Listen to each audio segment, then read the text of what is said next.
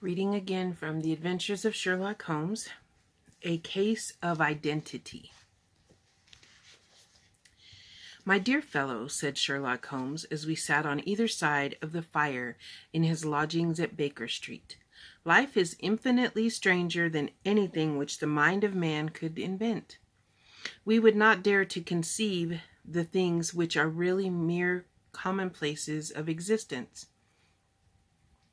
If we could fly out of that window hand in hand, hover over this great city, gently remove the roofs and peep in at the queer things which are going on, the strange coincidences, the plannings, the cross purposes, the wonderful chains of events, working through generations and leading to the most outre results, it would make all fiction with its conventionalities and foreseen conclusions most stale and unprofitable." "And yet I am not convinced of it," I answered. "The cases which come to light in the papers are, as a rule, bald enough and vulgar enough. We have in our police reports realism pushed to its extreme limits, and yet the result is, it must be confessed, neither fascinating nor artistic.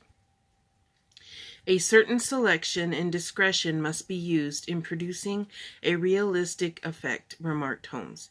"This is wanting in the police report, where more stress is laid, perhaps upon the platitude of the magistrate than upon the details, which to an observer contain the vital essence of the whole matter. Depend upon it, there is nothing so unnatural as the commonplace." I smiled and shook my head. "I can quite understand your thinking so," I said. "Of course, in your position of unofficial advisor and helper to everybody who is absolutely puzzled throughout 3 continents, you are brought in contact with all that is strange and bizarre. But," here I picked up the morning paper from the ground, "let us put it to a practical test. Here is the first heading upon which I come: A husband's cruelty to his wife. There is half a column of print, but I know without reading it that it is all perfectly familiar to me. There is, of course, the other woman, the drink, the push, the blow, the bruise, the sympathetic sister or landlady. The crudest of writers could invent nothing more crude." "Indeed, your example is an unfortunate one for your argument," said Holmes, taking the paper and glancing his eye down it. "This is the Dundas separation case, and, as it happens, I was engaged in clearing up some small points in connection with it. The husband was a teetotaler. There was no other woman, and the conduct complained of was that he had drifted into the habit of winding up every meal by taking out his false teeth and hurling them at his wife, which, you will allow, is not an action likely to occur to the imagination of the average storyteller. Take a pinch of snuff, doctor, and acknowledge that I have scored over you in your example." He held out his snuff-box of old gold, with a great amethyst in the center of the lid. Its splendor was in such contrast to his homely ways and simple life that I could not help commenting upon it. "Ah," said he, "I forgot that I had not seen you for some weeks. It is a little souvenir from the King of Bohemia in return for my assistance in the case of the Irene Adler papers." "And the ring?" I asked, glancing at a remarkable brilliant which sparkled upon his finger. "It was from the reigning family of Holland, though the matter in which I reserved them was of such delicacy that I cannot confide it even to you, who have been good enough to chronicle 1 or 2 of my little problems." "And have you any on hand just now?" I asked with interest. "Some 10 or 12, but none which present any feature of interest. They are important, you understand, without being interesting. Indeed, I have found that it is usually an unimportant matter that there is a field of the observation and for the quick analysis of cause and effect which gives the charm to an investigation.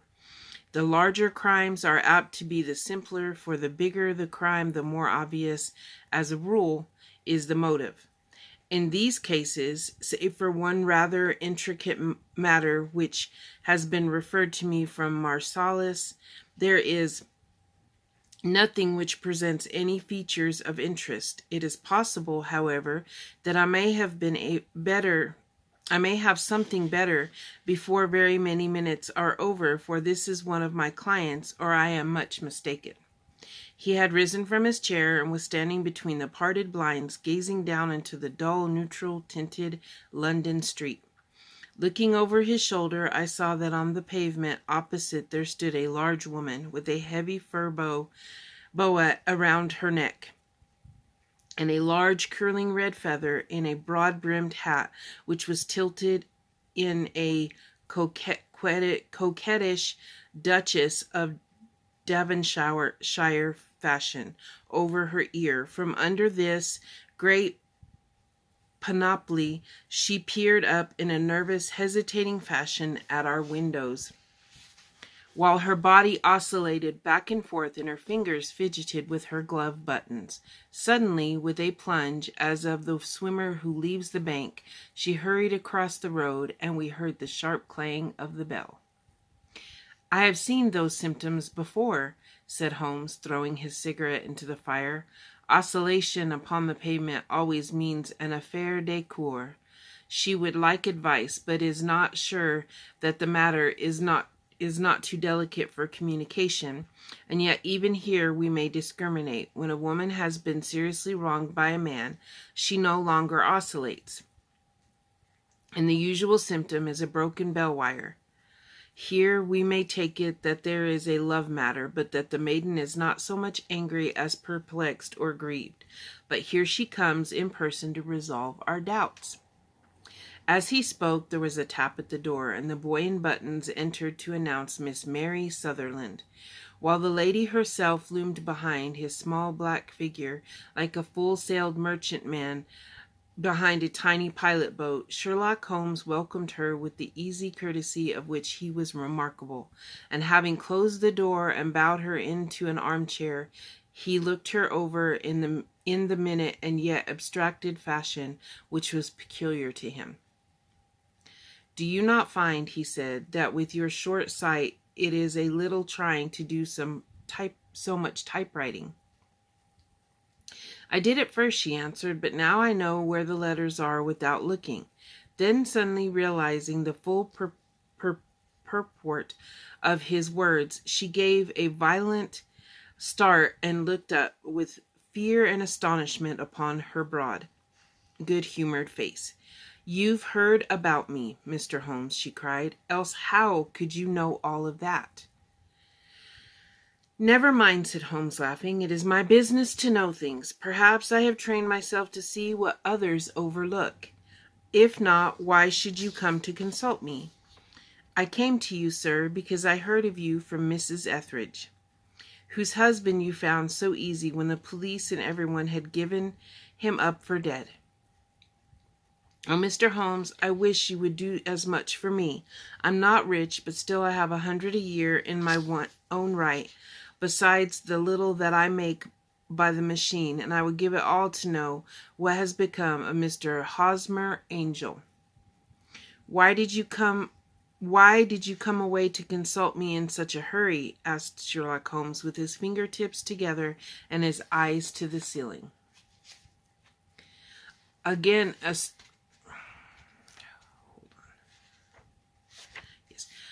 a startled look came over the somewhat vacuous face of Miss Mary Sutherland. "Yes, I did bang out of the house," she said, "for it made me angry to see the easy way in which Mr. Windibank, that is, my father, took it all. He would not go to the police, and he would not go to you, and so at last, as he would do nothing and kept on saying that there was no harm done, it made me mad. And I just not on with my things and came right away to you." "Your father," said Holmes. "Your stepfather, surely, since the name is different." "Yes, my stepfather. I call him father, though it sounds funny, too, for he is only 5 years and 2 months older than myself." And your mother is alive? Oh, yes, mother is alive and well. I wasn't best pleased, Mr. Holmes, when she married again so soon after father's death, and a man who was nearly 15 years younger than herself. Father was a plumber in the Tottenham Court Road, and he left a tidy business behind him, which mother carried on with Mr. Hardy, the foreman. But when Mr. Windibank came, he made her sell the business, for he was very superior, being a traveller in wines. They got £4,700 for the goodwill and interest, which wasn't near as much as father could have got if he had been alive. I had expected to see Sherlock Holmes, impatient under his ramblings and inconsequential narrative, but on the contrary, he had listened with greatest concentration of attention. Your own little income, he asked, does it come out of the business? Oh, no, sir. It is quite separate and was left me by my Uncle Ned in Auckland. It is in New Zealand stock, paying 4.5%. £2,500 was the amount, but I can only touch the interest. You interest me extremely, said Holmes, and since you draw so large a sum as 100 a year, with what you earn into the bargain, you no doubt travel a little and indulge yourself in every way. I believe that a single lady can get on very nicely upon an income of about £60. I could do with much less than that, Mr. Holmes, but you understand that as long as I live at home, I don't wish to be a burden to them, and so they have the use of the money just while I am staying with them. Of course, that is only just for the time. Mr. Windibank draws my interest every quarter and pays it over to mother, and I find that I can do pretty well with what I earn at typewriting. It brings me 2 pence a sheet, and I can often do from 15 to 20 sheets in a day. You have made your position very clear to me, said Holmes. This is my friend Dr. Watson, before whom you can speak as freely as before myself. Kindly tell us now all about your connection with Mr. Hosmer Angel. A flush stole over Miss Sutherland's face, and she picked nervously at the fringe of her jacket. I met him first at the gas fitters' ball, she said. They used to send father tickets when he was alive, and then afterwards they remembered us and sent them to mother. Mr. Windibank did not wish us to go. He never did wish us to go anywhere. He would get quite mad if I wanted so much as to join a Sunday school treat. But this time I was set on going. I would go, for what right had he to prevent? He said the folk were not fit for us to know, when all father's friends were to be there, and he said that I had nothing fit to wear, when I had my purple plush that I had never so much as taken out of the drawer. At last, when nothing else would do, he went off to France upon the business of the firm, but we went, mother and I, with Mr. Hardy, who used to be our foreman, and it was there I met Mr. Hosmer Angel. I suppose, said Holmes, that when Mr. Windibank came back from France, he was very annoyed at your having gone to the ball.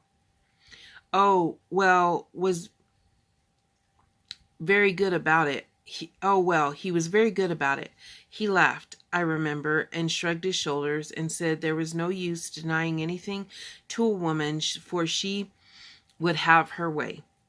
I see. Then at the gasfitters' ball you met, as I understand, a gentleman called Mr. Hosmer Angel. Yes, sir. I met him that night, and he called next day to ask if we had got home all safe, and after that we met him. That is to say, Mr. Holmes, I met him twice for walks, but after that father came back again, and Mr. Hosmer Angel could not come to the house any more. No? Well, you know, father didn't like anything of the sort. He wouldn't have any visitors if he could help it, and he used to say that a woman should be happy in her own family circle. But then, as I used to say to mother, a woman wants her own circle to begin with, and I had not got mine yet. But how about Mr. Hosmer Angel? Did he make no attempt to see you? Well, Father was going off to France again in a week, and Hosmer wrote and said that it would be safer and better not to see each other until he had gone. We could write in the meantime, and he used to write every day. I took the letters in the morning, so there was no need for Father to know. Were you engaged to the gentleman at this time? Oh, yes, Mr. Holmes, we were engaged after the first walk that we took. Hosmer, Mr. Angel, was a cashier in an office in Leadenhall Street, and... What office? That's the worst of it, Mr. Holmes. I don't know. Where did he live, then? He slept at the premises. And you don't know his address? No, except that it was Leadenhall Street. Where did you address your letters, then? To the Leadenhall Street post office, to be left till called for. He said that if they were sent to the office, he would be chaffed by all the other clerks about having letters from a lady. So I offered to typewrite them like he did his, but he wouldn't have that, for he said that when I wrote them, they seemed to come from me. But when they were typewritten, he always felt that the machine had come between us. That will just show you how fond he was of me, Mr. Holmes, and the little things that he would think of. It was most suggestive, said Holmes. It has long been an axiom of mine that the little things are infinitely most important. Can you remember any other things about Mr. Hosmer Angel? He was a very shy man, Mr. Holmes. He would rather walk with me in the evening than in the daylight, for he said that he hated to be conspicuous. Very retiring and gentlemanly he was. Even his voice was gentle. He'd had the quinsy and swollen glands when he was young, he told me, and it had left him with a weak throat and a hesitating, whispering fashion of speech. He was always well dressed, very neat and plain, but his eyes were weak, just as mine are, and he wore tinted glasses against the glare. Well, and what happened when Mr. Windibank, your stepfather, returned to France? Mr. Hosmer Angel came to the house again and proposed that we should marry before Father came back. He was in dreadful earnest and made me swear with my hands on the testament that whatever happened I would always be true to him. Mother said he was quite right to make me swear, and that it was a sign of his passion. Mother was all in his favor from the first, and was even fonder of him than I was. Then, when they talked of marrying within the week, I began to ask about Father, but they both said never to mind about Father, but just to tell him afterwards. And Mother said she would make it all right with him. I didn't quite like that, Mr. Holmes. It seemed funny that I should ask his leave, as he was only a few years older than me, but I didn't want to do anything on the sly, so I wrote to Father at Bordeaux, where the company has its French offices, but the letter came back to me on the very morning of the wedding. It missed him then? Yes, sir, for he had started to England just before it arrived. Ha! That was unfortunate. Your wedding was arranged, then, for the Friday. Was it to be in church? Yes, sir, very quietly. It was to be at St. Saviour's near King's Cross, and when we were to have breakfast afterwards at the St. Pancras Hotel. Hosmer came for us in a hansom, but as there were two of us, he put us both into it and stepped himself into a four-wheeler, which happened to be the only other cab in the street.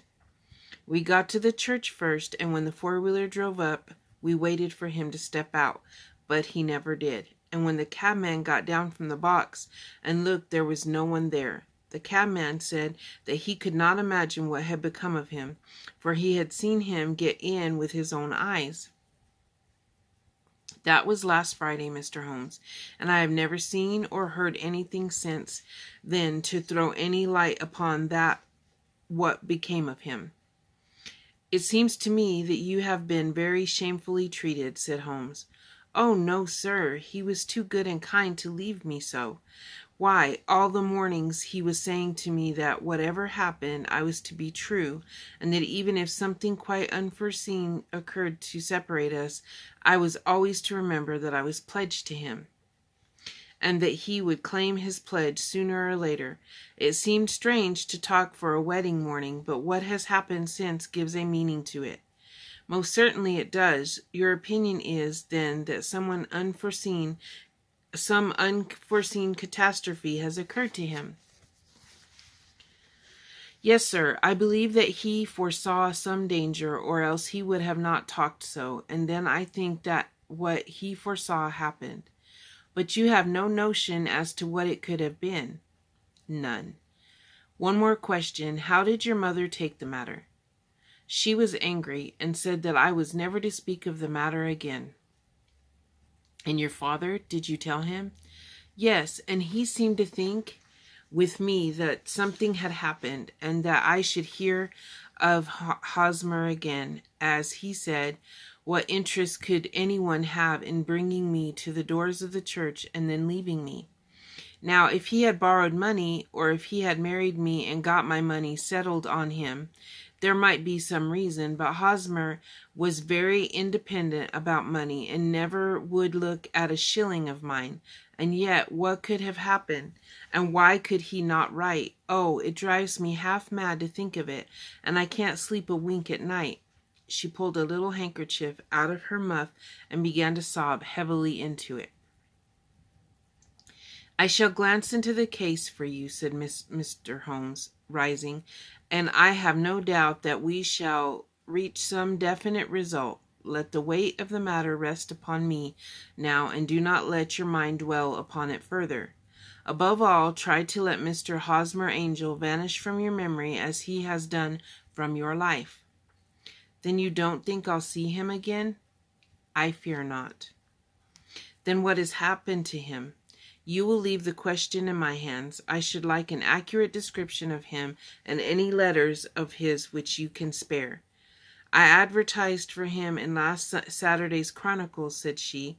Here is the slip, and here are 4 letters from him. Thank you. And your address? Number 31 Lion Place, Camberwell. Mr. Angel's address you never had, I understand. Where is your father's place of business? He travels for Westhouse and Marbank, the great claret importers of Fenchurch Street. Thank you. You have made your statement very clearly. You will leave the papers here and remember the advice which I have given you. Let the whole incident be a sealed book, and do not allow it to affect your life. You are very kind, Mr. Holmes, but I cannot do that. I shall be true to Hosmer. He shall find me ready when he comes back. For all the preposterous hat and vacuous face, there was something noble in the simple faith of our visitor which compelled our respect. She laid her little bundle of papers upon the table and went her way, with a promise to come back again whenever she might be summoned. Mr. Sherlock Holmes sat silent for a few minutes, with his fingertips still pressed together, his legs stretched out in front of him, and his gaze directed upward to the ceiling. Then he took down from the rack the old and oily clay pipe, which was to him as a counselor, and, having lit it, he leaned back in his chair with the thick blue cloud wreaths spinning up from him and a look of infinite languor in his face. Quite an interesting study, that maiden, he observed. I found her more interesting than her little problem, which, by the way, is rather a trite one. You will find parallel cases if you consult my index in Andover in 77, and there was something of the sort at the Hague last year. Old as is the idea, however, there were 1 or 2 details which were new to me, but the maiden herself was most instructive. You appeared to read a good deal upon her which was quite invisible to me, I remarked. You appeared to read, not invisible, but unnoticed, Watson. You did not know where to look, and so you missed all that was important.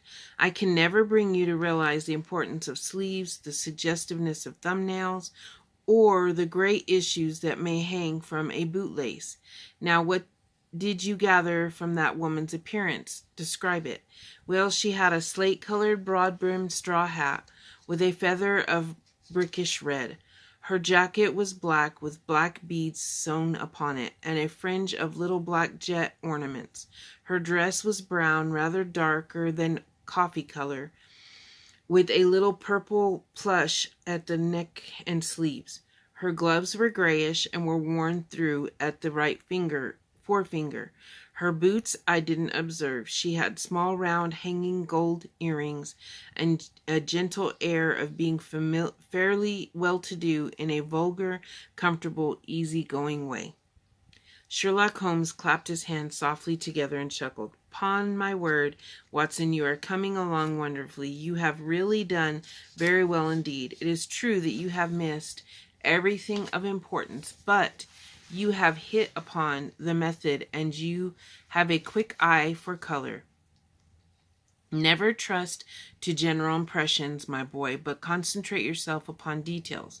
My first glance is always at a woman's sleeve. In a man, it is perhaps better first to take the knee of the trouser. As you observe, this woman had plush upon her sleeves, which is a most useful material for showing traces. The double line a little above the wrist, where the typewriter presses against the table, was beautifully defined. The sewing machine of the hand type leaves a similar mark, but only on the left arm and on the side of the farthest from the thumb, instead of being right across the broadest part as this was.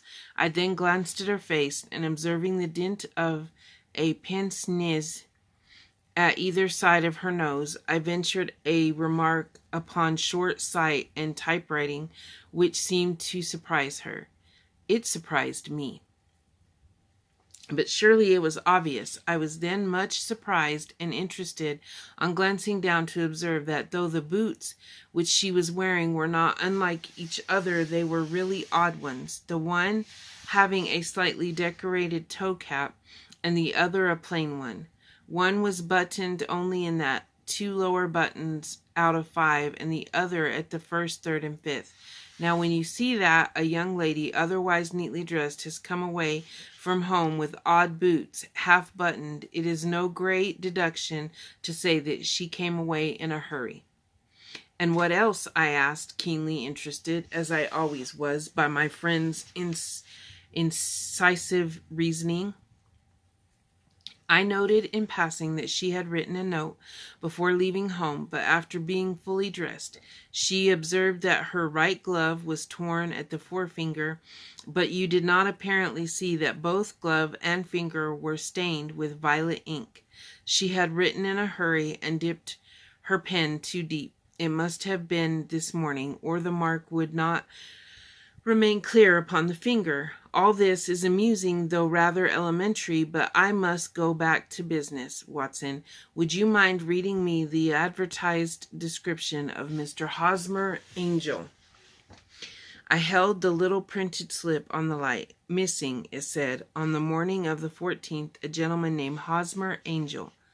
About 5'7" in height, strongly built, sallow complexion, black hair, a little bald in the center, bushy black side whiskers, a mustache, tinted glasses, slight infirmity of speech, was dressed when last seen in black frock coat faced with silk, black waistcoat, gold Albert chain, and gray Harris tweed trousers, with brown gaiters over elastic side boots.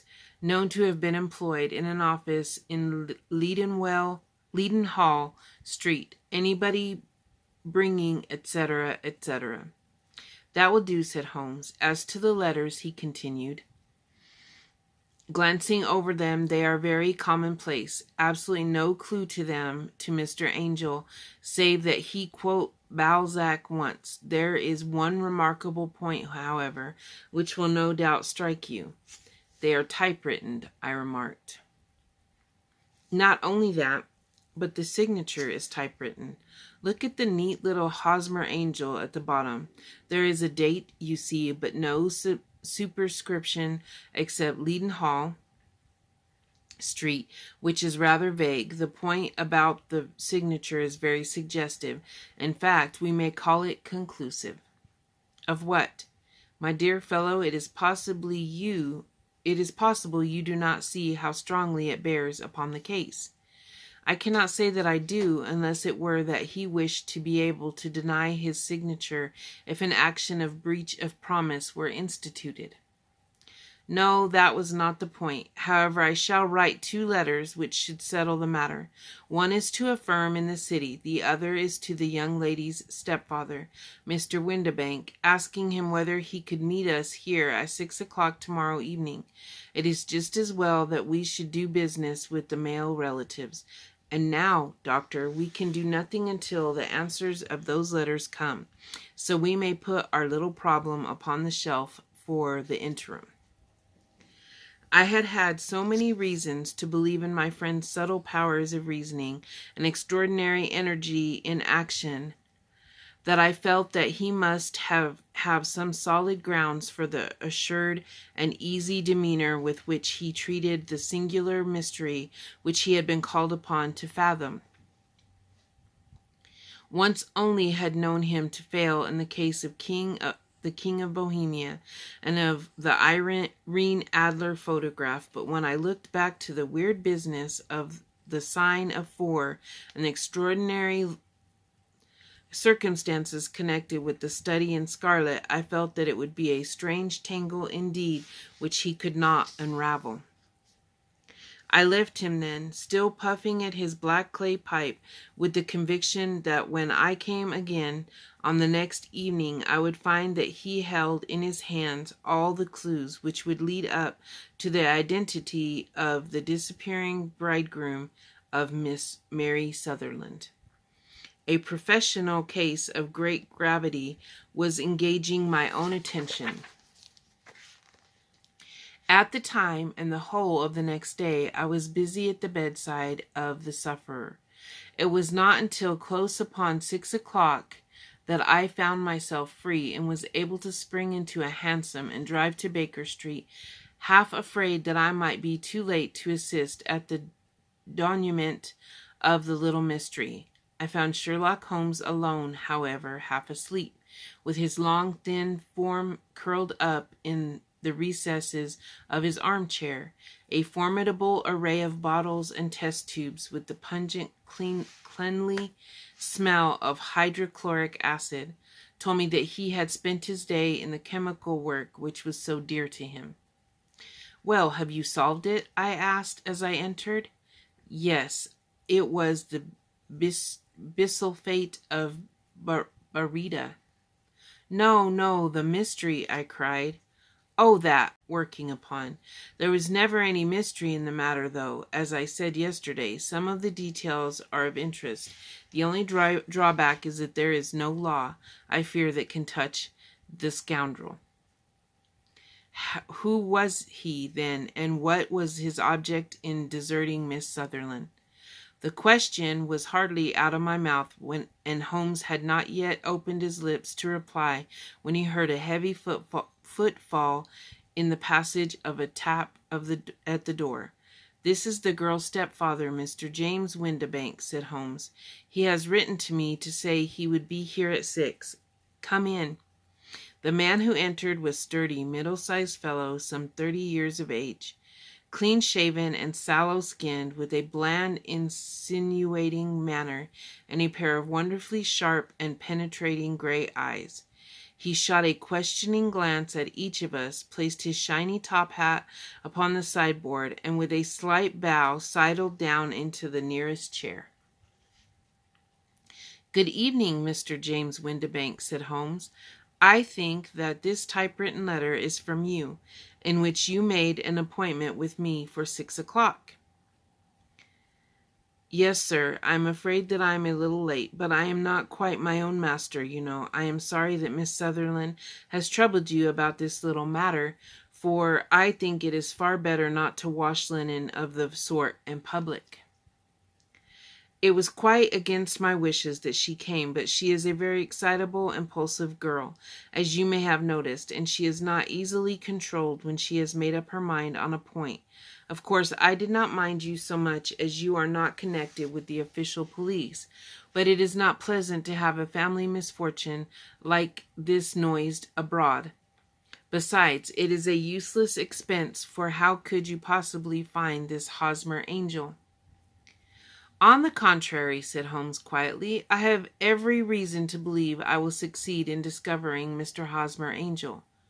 Mr. Windibank gave a violent start and dropped his gloves. I am delighted to hear that, he said.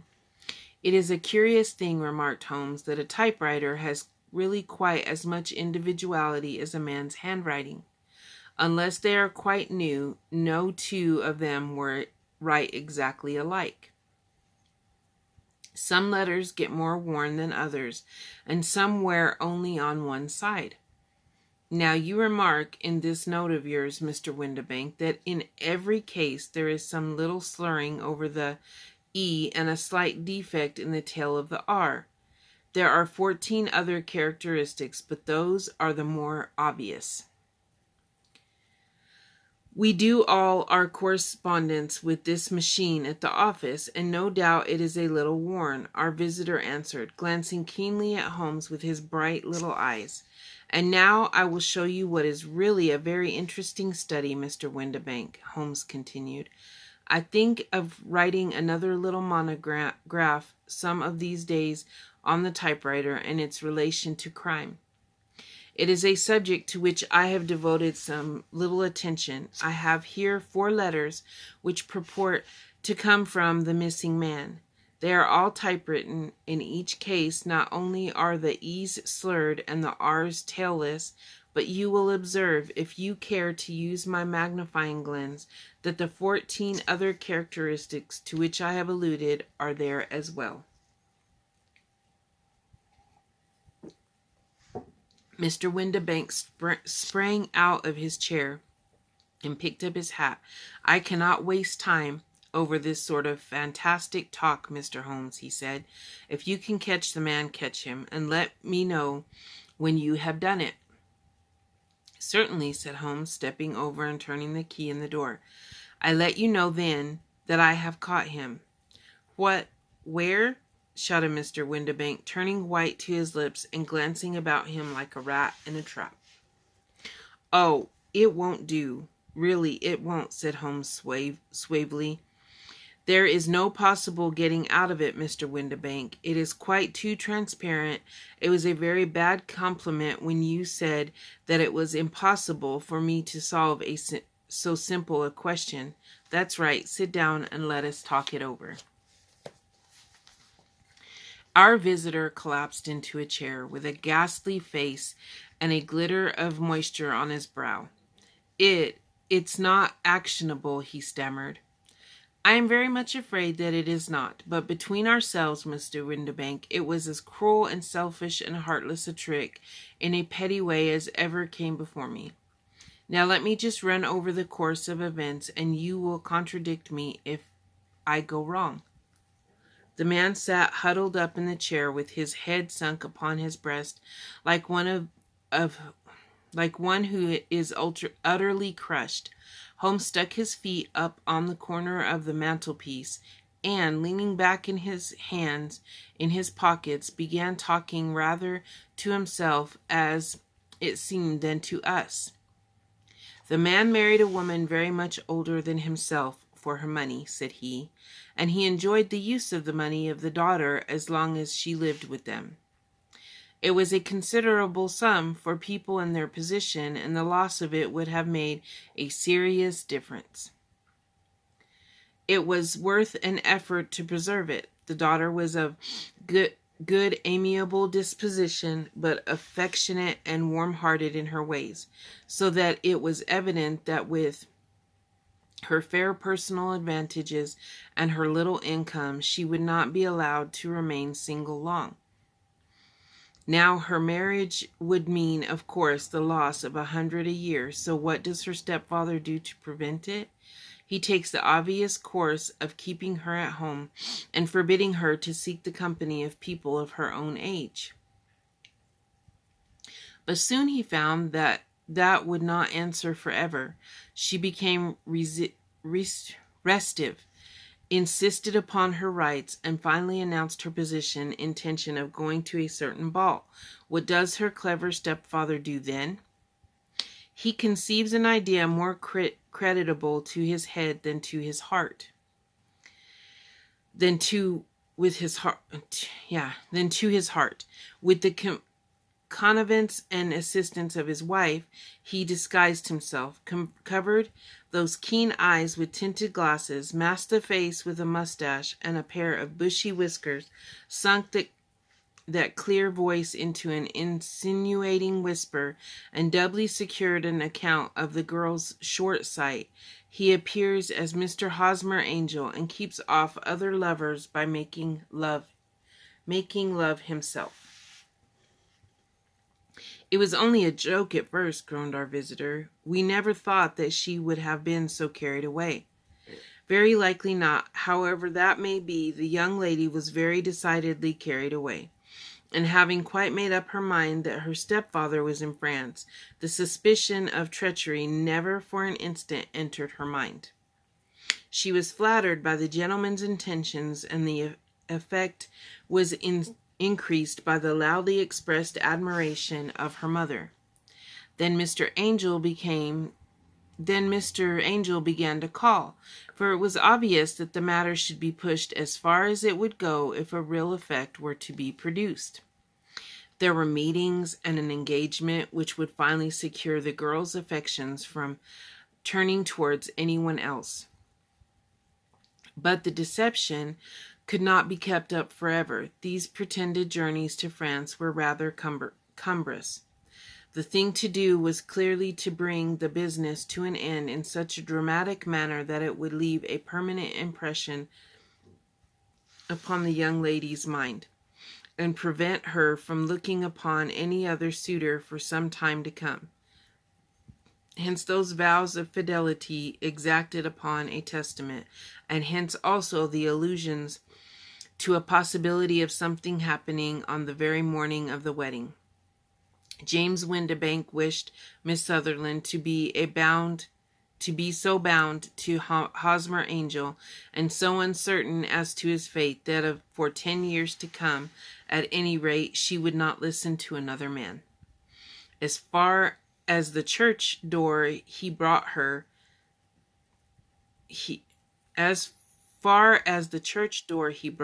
and then, as he could go no further, he conveniently vanished away by the old trick of stepping in at one door of the four-wheeler and out the other. I think that was the chain of events, Mr. Windibank. Our visitor had recovered something of his assurance while Holmes had been talking, and he rose from his chair now with a cold sneer upon his pale face. "It may be so, or it may not, Mr. Holmes," said he, "but if you are so very sharp, you ought to be sharp enough to know that it is you who are breaking the law now, and not me. I have not done nothing actionable from the first, but as long as you keep that door locked, you lay yourself open to an action for assault and illegal constraint." "The law cannot, as you say, touch you," said Holmes, unlocking and throwing open the door. "Yet there never was a man who deserved punishment more. If the young lady has a brother or a friend, he ought to lay a whip across your shoulders. By Jove," he continued, flushing up at the sight of the bitter sneer upon the man's face, "it is not part of my duties to my client, but here's a hunting crop handy, and I think I shall just treat myself to." He took 2 swift steps to the whip, but before he could grasp it, there was a wild clatter of steps upon the stairs. The heavy hall door banged, and from the window he could see Mr. James Windibank running at the top of his speed down the road. "There's a cold-blooded scoundrel," said Holmes, laughing as he threw himself down into the chair once more. "That fellow will rise from crime to crime." until he does something very bad and ends on a gallows. The case has, in some respects, been not entirely devoid of interest. I cannot now entirely see all the steps of your reasoning, I remarked. Well, of course it was obvious from the first that Mr. Hosmer Angel must have some strong object for his curious conduct, and it was equally clear that the only man who really profited by the incident, as far as we could see, was the stepfather. Then the fact that the two men were never together, but that the one always appeared when the other was away, was suggestive. So were the tinted spectacles and the curious voice, which both hinted at a disguise, as did the bushy whiskers. My suspicions were all confirmed by his peculiar action in typewriting his signature, which, of course, inferred that his handwriting was so familiar to her that she would recognize even the smallest sample of it. You see, all these isolated facts, together with many minor ones, all pointed in the same direction. And how did you verify them? Having once spotted my man, it was easy to get corroboration. I knew the firm for which this man worked. Having taken the printed description, I eliminated everything from it which could be the result of a disguise, the whiskers, the glasses, the voice, and I sent it to the firm, with a request that they would inform me whether it answered to the description of any of their travelers. I had already noticed the peculiarities of the typewriter, and I wrote to the man himself at his business address, asking if he would come here. As I expected, his reply was typewritten and revealed the same trivial but characteristic defects. The same post brought me a letter from Westhouse and Marbank of Fenchurch Street, to say that the description tallied in every respect with that of their employee, James Windibank, voila tout. And Miss Sutherland, if I tell her, she will not believe me. You may remember the old Persian saying, there is danger for him who taketh the tiger cub, and danger also for whoso snatches a delusion from a woman. There is as much sense in half is as in Horace, and as much knowledge of the world. So that's it. Did you guys guess what was going on before we got to the end? I did. I figured it out. The next one that I read, and I'll try to be more frequent with this, is the Boscombe Valley Mystery. That will be the next. So enjoy listening, and I'll be back.